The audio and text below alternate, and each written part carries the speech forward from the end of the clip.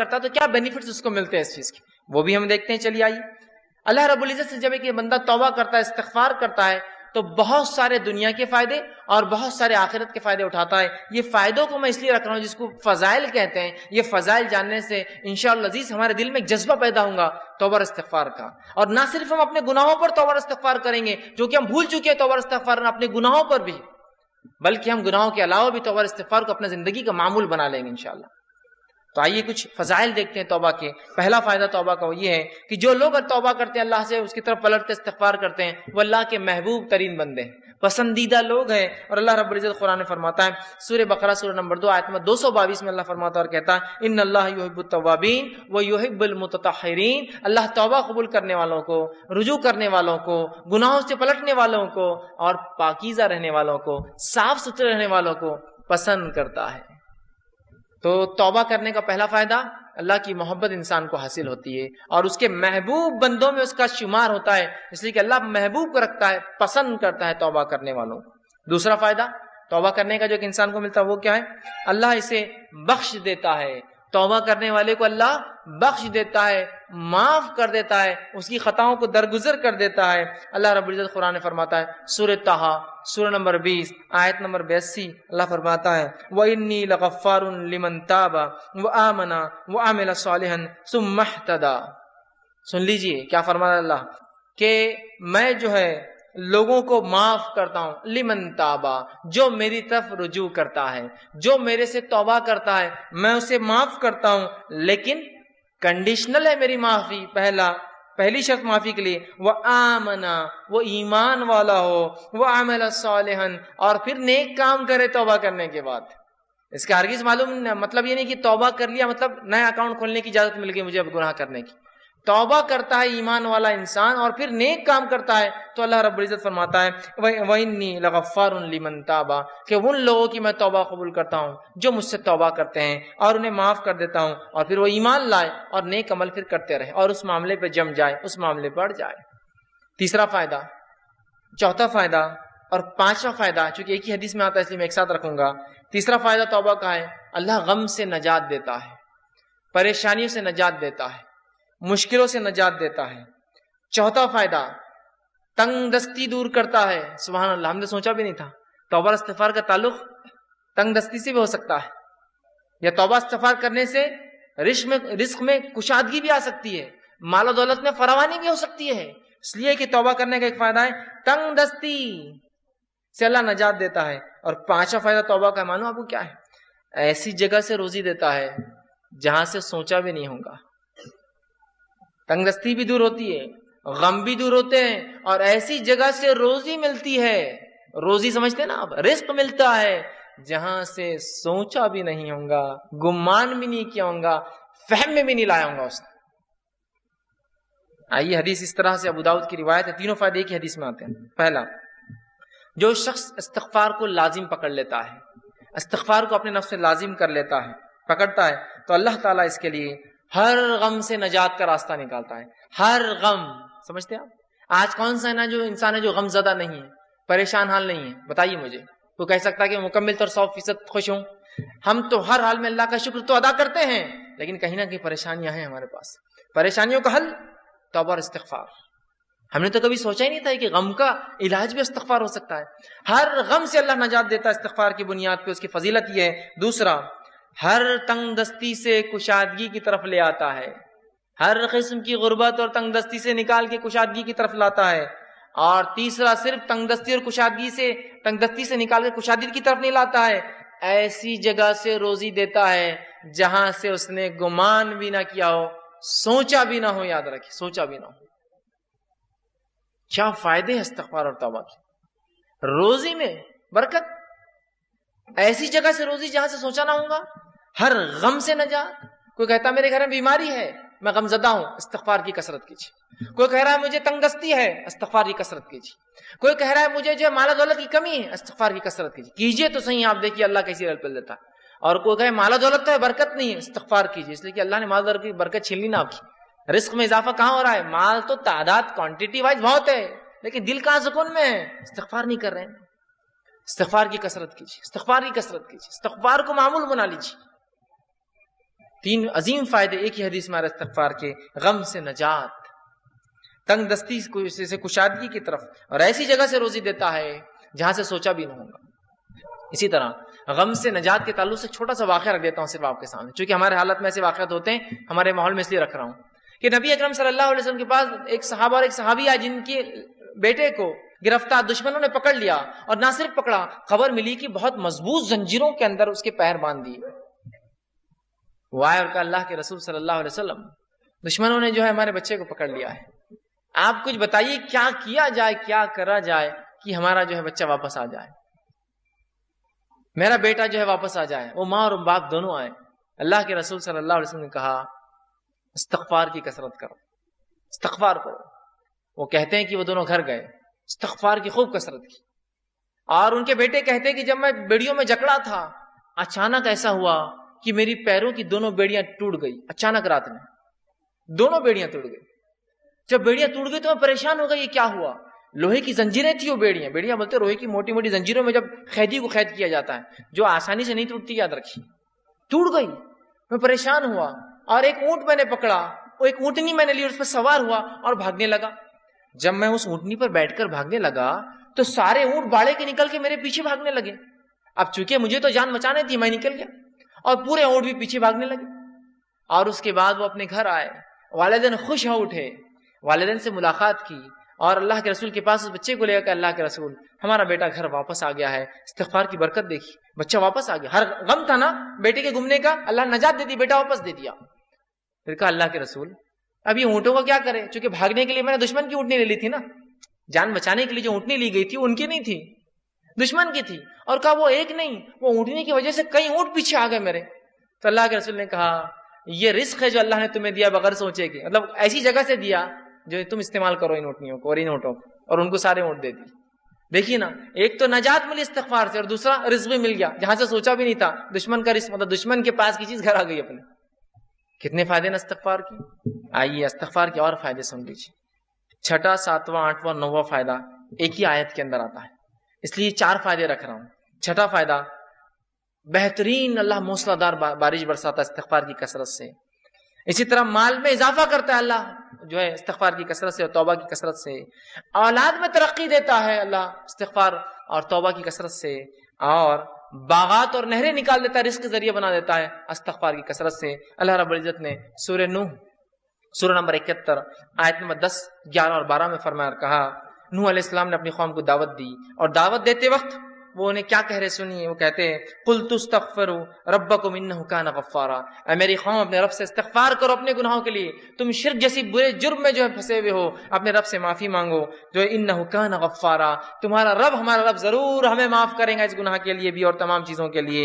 يُرْسِلِ السَّمَاءَ عَلَيْكُمْ مِدْرَارًا، اور جب تم توبہ کرو گے تو آسمان سے موسلا دھار بارش برسائیں گا جو نفع بخش ہوتی ہے، نقصان دہ نہیں ہوتی. یرسل السماء علیکم مدرارا، کس وجہ سے؟ ایمان لانے کے بعد اگر استغفار کرو گے تو آسمان سے بہترین موسلادھار بارش برسائیں گا. پھر فرمایا وَيُمْدِدْكُمْ بِأَمْوَالٍ وَبَنِينَ، اور تمہیں مال میں، دیکھیے مال کا سیدھا لفظ ہے، رزق کا لفظ ہے، رزق میں مال اولاد سب آتا ہے. وَيُمْدِدْ، تمہیں بڑھاوا دیں گا، مالٍ وَبَنِينَ، مال میں، روپیے اور پیسے میں، اور لڑکوں میں اضافہ کریں گا تمہارے. ہے نا، انسان کیا چاہتا ہے اپنے لیے؟ تو کہا تم چاہتے ہو نا رب سے اولاد اور لڑکے، تو اس میں اضافہ کریں گا تمہارے. تو جو لوگ بے اولاد ہو استغفار کی کثرت کریں. بارش نہیں ہو رہی ہے استغفار کی کثرت کیجیے، چونکہ نوح علیہ السلام کہہ رہے ایمان کے بعد استغفار کرو گے تو بارش برسائیں گا، مال و دولت میں اضافہ کریں گا، اولاد عطا فرمائیں گا تم کو. ٹھیک، پھر فرمایا وَيَجْعَلْ لَكُمْ جَنَّاتٍ وَيَجْعَلْ لَكُمْ أَنْهَارًا، اور تمہارے لیے بہترین باغات میسر کر دیں گا. اور صرف باغات نہیں، بہترین نہریں جاری کر دیں گا کہ نہ صرف کھیتی ہو، پانی والی کھیتیاں تمہیں عطا فرمائے گا. 4 فائدے دیکھیں استغفار کے کیسے ایک ہی ساتھ آ رہے ہیں. بارش کا بہترین برسنا. دوسرا فائدہ ہم دیکھ رہے ہیں اس کے اندر وہ یہ ہے کہ مال میں اضافہ، اولاد میں اضافہ، اور کھیتی باڑی اور نہروں کے اندر اضافہ اللہ تعالیٰ کر دیتا ہے. 10واں فائدہ استغفار کا وہ یہ ہے انسان کا دل سیاہ کالا ہونے سے بچ جاتا ہے. نبی اکرم صلی اللہ علیہ وسلم فرماتے ہیں، مستدرک حاکم کی روایت آپ نے فرمایا، بندہ جب گناہ کرتا ہے تو اس کے دل پر ایک کالا سیاہ داغ پڑ جاتا ہے، ایک سپاٹ آ جاتا ہے. اگر وہ استغفار کر لیتا ہے تو سپاٹ مٹا دیا جاتا ہے، وائپ آؤٹ کر دیا جاتا ہے، صاف کر دیا جاتا ہے. لیکن اگر وہ توبہ اور استغفار نہیں کرتا تو وہ داغ بڑھتا جاتا ہے، بڑھتا جاتا ہے، بڑھتا جاتا ہے، حتیٰ کہ اس کا پورا دل کالا ہو جاتا ہے. یاد رکھیے. تو اگر انسان توبہ استغفار کرتا ہے تو دل صاف ہو جاتے ہیں، وہ دھبا دل سے نکل جاتا ہے جو گناہ کی وجہ سے لگ جاتا ہے دلوں کے اوپر. لیکن آج گناہ کرنے کے بعد بھی ہم کہاں رجوع کرتے ہیں، استغفار کرتے ہیں، ہے نا. اسی لیے کہا جاتا ہے ہمارے دل تو آج کالے ہو چکے ہیں، اس لیے کہ ہمارے اعمال کالے ہیں. استغفار کرنے سے دھبا مٹتا چلا جاتا ہے. گناہ ہوئے استغفار کیجیے، توبہ کیجیے، دھبا مٹ جائیں گا. تو دل کالے ہونے سے بچ جاتا ہے، اور جب استغفار کرتا ہے تو دل چمکا دیا جاتا ہے، صاف کر دیا جاتا ہے. اسی طرح 11واں فائدہ توبہ اور استغفار کا وہ یہ ہے کہ توبہ اور استغفار سے کتنا ہی گناہ، بڑا گناہ کیوں نہ اللہ معاف کر دیتا ہے. توبہ اور استغفار جب انسان کرتا ہے نا، کتنا ہی بڑا گناہ آپ نے اور ہم نے کیوں نہ کیا ہو، اللہ معاف کر. کتنا ہی بڑا، اور سب سے بڑا دنیا میں گناہ کون سا ہے؟ اللہ کے ساتھ شرک کرنا. اگر شرک کرنے والا بھی توبہ کرے سچی، تو سچی توبہ کے بعد اللہ اس کے شرک کو بھی معاف کر دیتا ہے، زنا کو بھی معاف کر دیتا ہے، کفر کو بھی معاف کر دیتا ہے، نفاق کو بھی معاف کر دیتا ہے، ہر قسم کے گناہ کو معاف کر دیتا ہے. اور نماز اگر چھوڑتا ہے، تارک الصلاۃ ہے، نماز چھوڑنے والا، تو اس کے گناہ معاف ہو جائیں گے. لیکن توبہ سچی ہو. اور توبہ کی شرائط میں انشاءاللہ آگے آؤں گا، لیکن جو بات آیت گزری آگے وہ یہ ہے کہ ایمان لانے کے بعد عمل صالح پڑ جائے. یہ توبہ کی شرائط ہے. ورنہ یہ نہیں کہ توبہ کر لی اور اگلا گناہ کرنا پھر شروع کر دیا. گناہ کرنے سے ہر گناہ کی معافی، توبہ کرنے سے ہر گناہ کی معافی ملتی ہے. ہر گناہ کی. شرط یہ ہے کہ موت سے پہلے یا قیامت کی کوئی بڑی علامت آنے سے پہلے یہ کر لیا جائے، موت سے پہلے.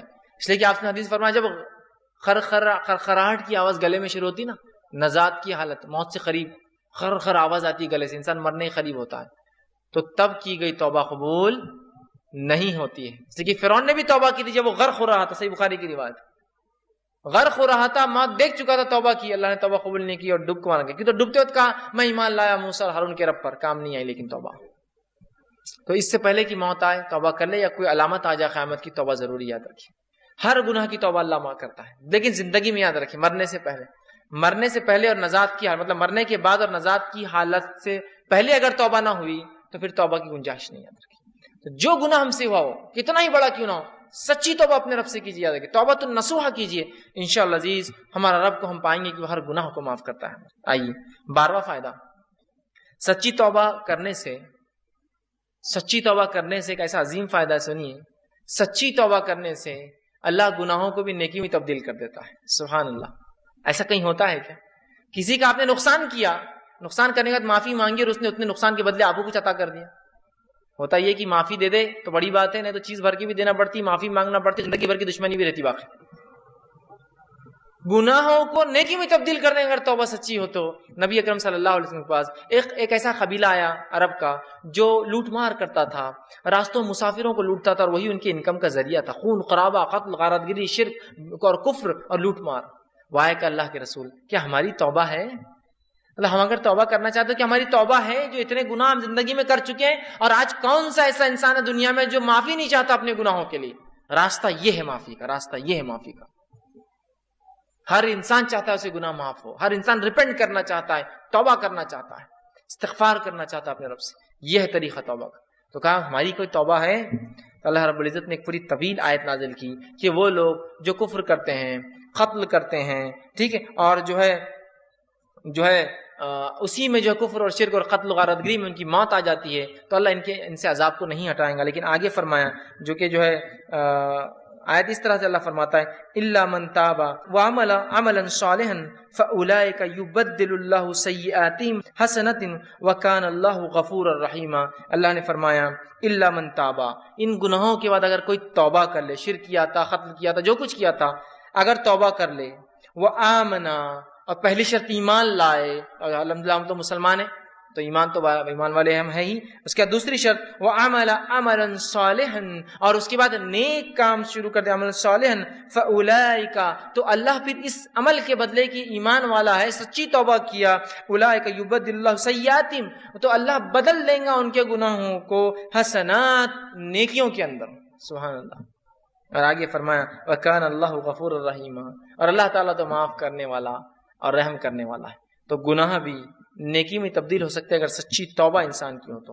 اسی طرح ابن ماجہ کی روایت ہے، آپ صلی اللہ علیہ وسلم فرماتے ہیں، کہتے ہیں اگر تم اس قدر گناہ کرو کہ تمہارے گناہ آسمان تک پہنچ جائے، لیکن ان حدیثوں کو بالکل رائٹ کانٹیکسٹ میں لیجیے، بالکل صحیح معنوں میں لیجیے. یہ حدیث دلیل نہیں ہے گناہ کرنے کی، جو ہو جاتے اس کی معافی کی دلیل ہے، یاد رکھیے رائٹ کانٹیکسٹ. تو اللہ کے رسول فرماتے ہیں کہ اگر تمہارے گناہ آسمانوں تک بھی اگر چھوں گے، ٹھیک ہے، اگر تم اس قدر گناہ کرو کہ تمہارے گناہ آسمانوں تک پہنچ جائیں گے، پھر تم توبہ کر لو تو اللہ تمہاری توبہ کو قبول کرے گا. اگر کسی انسان نے ایسے بھی گناہ کیے ہو جو آسمانوں تک چھو رہے جا کر، لیکن وہ اللہ کی ذات سے ان گناہوں پہ کبھی نا امید نہ ہو، یاد رکھیے، بلکہ اگر سچی توبہ کرتا ہے تو انشاءاللہ عزیز اپنے رب کو وہ توبہ قبول کرنے والا اور معاف کرنے والا ضرور پائیں گا، یاد رکھیے. لیکن توبہ سچی ہو، اس کے شرائط کے ساتھ، یاد رکھیے. چلیے آئیے آگے. 13ویں چیز، 13واں فائدہ جو ہم توبہ کا فائدہ اٹھاتے ہیں اور جو ہے استغفار کا، آدمی سچی توبہ کی وجہ سے جنت کا مستحق بن جاتا ہے. سچی توبہ کی وجہ سے جنت کا مستحق بن جاتا ہے. اللہ رب العزت نے سورہ تحریم سورہ نمبر 66 آیت نمبر 8 میں فرمایا، یا ایھا الذین آمنوا توبوا الی اللہ توبۃ نصوحا، اے وہ لوگوں جو ایمان لائے ہو، اللہ سے سچی توبہ کرو، سچا رجوع کرو، سچے ڈھنگ سے اس کی طرف پلٹو اور گناہوں سے اپنی معافی مانگو. تو نصوحا عسیٰ ربکم ان یکفر عنکم سیئاتکم، تو ہو سکتا ہے تمہارا رب پھر تم سے تمہارے گناہوں کی مغفرت کر دے، اس کا کفارہ کر دے، اسے معاف کر دے. سیئاتکم ویدخلکم جنات تجری من تحتها الانہار، اور تمہیں ایسی جنتوں میں داخل کر دے جس کے نیچے ندیاں نہریں بہتی ہیں. توبہ کرنے کا فائدہ، انسان جنت کا مستحق بن جاتا ہے. 14واں اور آخری فائدہ جو آج میں رکھوں گا توبہ کا، وہ یہ ہے، جب انسان سچی توبہ کرتا ہے، سچے طور سے ندامت ہوتا ہے، توبہ کرتا ہے، تو جو ہے اللہ رب العزت جو ہے اس سے خوش ہوتا ہے. انسان جب توبہ کرتا ہے تو اللہ خوش ہوتا ہے، ناراض نہیں ہوتا. ہاں، ناراض تو ان سے ہوتا ہے جو گناہ کرے اور اڑ جائے اس پر، لیکن جو توبہ کرتے ہیں اللہ خوش ہوتا ہے. حدیث کے الفاظ اس طرح سے ہیں، جو توبہ کے بارے میں نبی اکرم صلی اللہ علیہ وسلم فرماتے ہیں کہ اللہ خوش ہوتا ہے، اور حدیث اس طرح سے ہیں جو صحیح بخاری کی روایت ہے. آپ صلی اللہ علیہ وسلم فرماتے ہیں کہ اللہ اپنے بندے کی توبہ پر ایسا خوش ہوتا ہے، جب بندہ توبہ کرتا ہے اللہ ایسا خوش ہوتا ہے جیسے کہ ایک شخص سفر پر نکلا ہو، مسافر ہو، سفر کر کے چل جا رہا ہو، اور ایک جگہ اپنے اونٹ کو باندھے اور لیٹ جائے، ریگستان کے بیچ میں، اور جب وہ جاگے تو اس کا اونٹ چلا جائے.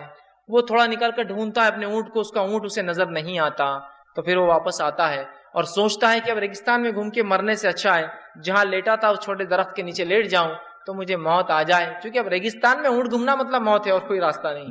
وہ آ کر لیٹ جاتا ہے، اور جب لیٹ جاتا ہے تھوڑی دیر بعد دیکھتا ہے تو اس کا اونٹ پورے مال کے ساتھ جوں کا تو کھڑا ہے.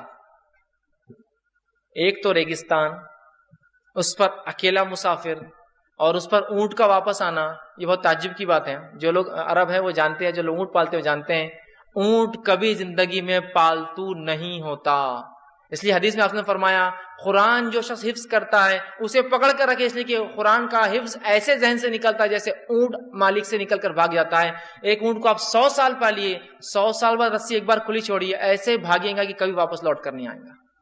لیکن اس کا اونٹ واپس مال کے ساتھ آ جاتا ہے. اس سے بڑی خوشی کی بات کیا، اور وہ خوشی سے جھوم اٹھتا ہے اور کہتا ہے خوشی میں، اے اللہ میں تیرا رب اور تو میرا بندہ. خوشی میں، چونکہ اس کو سمجھتا نہیں کیا بولوں اس خوشی کے اندر، تو کہتا ہے اللہ میں تیرا رب اور تو میرا بندہ. اس آدمی سے بھی زیادہ اللہ خوش ہوتا ہے جب کوئی شخص توبہ کرتا ہے. اس آدمی سے بھی زیادہ اللہ خوش ہوتا ہے جب کوئی شخص توبہ کرتا ہے. دیکھ رہے آپ توبہ کیا فضیلت، اللہ خوش ہوتا ہے توبہ کرنے والوں سے، اور بہت ناراض اور غضبناک ہوتا ہے، عذاب نازل کرتا ہے جو گناہوں پہ گناہ کرتے ہیں. اور انسان ہونے کے ناطے کیا گناہ ہم سے نہیں ہوتے، کیا گناہ نہیں ہوتے ہماری آنکھوں سے، ہمارے ہاتھ سے، ہماری زبان سے، ہمارے کانوں سے، ہمارے جسم سے. لیکن رب سے ہم فوراً کر لیں استغفر اللہ استغفر اللہ، پتہ نہیں کیا ہو گیا، کوئی چیز نقصان پہنچ گیا، کسی جانور کو نقصان پہنچ گیا، کسی انسان کو پہنچ گیا ہوں، میں نہیں جانتا ہوں، میری گاڑی کہیں کھڑی تھی کسی کو تکلیف ہو گئی ہوں گی، استغفار کا ورد کر رہا ہوں استغفر اللہ، ہو گیا گناہ معاف. آئندہ وہ غلطی نہیں کرنا چاہیے، لیکن انون ہم کو نہیں پتا ہم سے کیا ہو رہا ہے، کتنی خطائیں غلطیاں ہو جاتی، بس ورد کرتے رہیے، اپنے ایک معمول بنا لے ہم. تو آپ صلی اللہ علیہ وسلم فرماتے اس سے زیادہ اللہ خوش ہوتا ہے اس آدمی سے جب کوئی انسان اپنے رب کی طرف رجوع کرتا ہے اور توبہ کرتا ہے، پلٹتا ہے، گناہوں سے معافی مانگتا ہے. ابن القیم رحمہ اللہ جو ہے کتاب ہے ان کی لکھی ہوئی مدراج سالکین، اس کے اندر بہت اچھی بات نقل کرتے ہیں. انشاءاللہ اس کتاب کا میں پورا وہ پریفیس وہ جملہ آپ کے سامنے نقل کرتا ہوں. وہ لکھتے ہیں اور کہتے ہیں توبہ کے بارے میں کہ توبہ ہی دین کی حقیقت ہے. وہ لکھتے ہیں اور کہتے ہیں، فرماتے ہیں، آپ نے فرمایا اور کہا، فرماتے ہیں کہ دین اسلام کی حقیقت، توبہ دین اسلام کی حقیقت ہے اور سارے کام سارا دین توبہ میں داخل ہے. توبہ اتنی اہم چیز ہے کہ سارے کام اور سارا دین توبہ میں داخل ہے. یہی وجہ ہے کہ توبہ کرنے والا اس بات کا مستحق ہے کہ اللہ تعالیٰ کا وہ دوست قرار دیا جاتا ہے، کیونکہ اللہ تعالیٰ توبہ کرنے والوں اور پاک صاف رہنے والوں کو دوست رکھتا ہے. کہ تو اللہ جس سے محبت کرتا ہے مطلب وہ اللہ کا دوست ہے نا. توبہ کرنے والوں سے اللہ محبت کرتا ہے مطلب اللہ کے دوست ہے. اس کا مطلب توبہ دین کا بہت اہم حصہ، بلکہ وہ کہتے ہیں بلکہ مکمل دین اسلام مکمل توبہ کے اندر ہے. پھر وہ آگے لکھتے ہیں اللہ تعالیٰ اپنے ان بندوں سے محبت رکھتا ہے جو اس کام کو بجا لائے جس کا اس نے حکم دیا ہے، اور اسے ترک کرے، ان کاموں کو چھوڑ دیں جس سے اس نے منع فرمایا ہے. تو گویا توبہ کا مفہوم یہ ہے کہ جن کاموں کو اللہ تعالیٰ نے ظاہری اور باطنی طور پر ناپسند فرماتا ہے، انسان ان سے رجوع کرے، توبہ کرے، کرتے ہوئے ایسے کاموں کو اختیار کرے جنہیں اللہ تعالیٰ ظاہری اور باطنی مطلب اوپنلی اور کلوزلی، چھپا ہوا سیکرٹلی اس کو پسند کرتا ہے، فرماتا ہے. اس اعتبار سے توبہ ایک جامع لفظ ہے اور اسلام، ایمان اور احسان اس توبہ میں مکمل طور سے داخل ہے، اور یہ تمام مقامات کا احاطہ کیے ہوئے. اسی لیے یہ ہر مومن کے مقصود کی ابتدا بھی ہے کہ وہ توبہ کرے، اور انتہا بھی ہے، خاتمہ بھی اسی پر ہو کہ وہ توبہ کرے. اسی مقصود کی خاطر مخلوق کو جود بخشا گیا، اور توحید اسی کا ایک جز ہے، بلکہ عظیم جز ہے. پھر آگے لکھتے ہیں اکثر لوگ توبہ کی قدر و منزلت اور اس کی حقیقت سے آگاہ نہیں ہوتے. علم اور عمل اور حال کے اعتبار سے توبہ کرنا تو بہت دور کی بات ہے. اللہ تعالیٰ توبہ کرنے والوں سے اسی لیے محبت رکھتا ہے کہ ساری مخلوق میں وہی ہے جو اس کے خاص بندے ہیں. توبہ کرنے والے خاص بندے ہیں، گناہ گار تو سارے ہی ہیں، خاص ہیں. اگر توبہ اسلام کے تمام احکام اور ایمان کے کامل حقائق کی جامع نہ ہوتی تو اللہ تعالیٰ اپنے بندے کی توبہ پر اس قدر مسرت کا اعلان نہ کرتا. اگر توبہ بہت اہم چیز نہ ہوتی تو وہ حدیث میں وہ نہیں آتا کہ